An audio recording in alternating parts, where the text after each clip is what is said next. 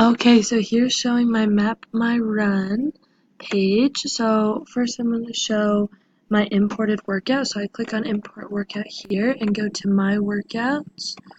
And here it shows the workout I've added for today.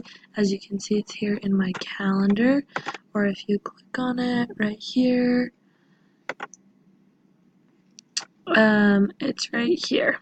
So that's my imported workout, and now I'm going to show my privacy settings. So I go down to the bottom, privacy settings. Okay, and I change to private, do not share. Okay. Now I'm going to show the routes I created. So I'm going to go to my routes and courses.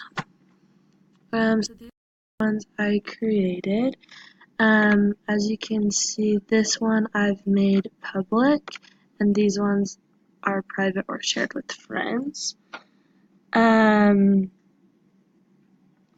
now I'm gonna go to the ones that I've bookmarked. So I bookmarked this run, the there and back run. And that's it.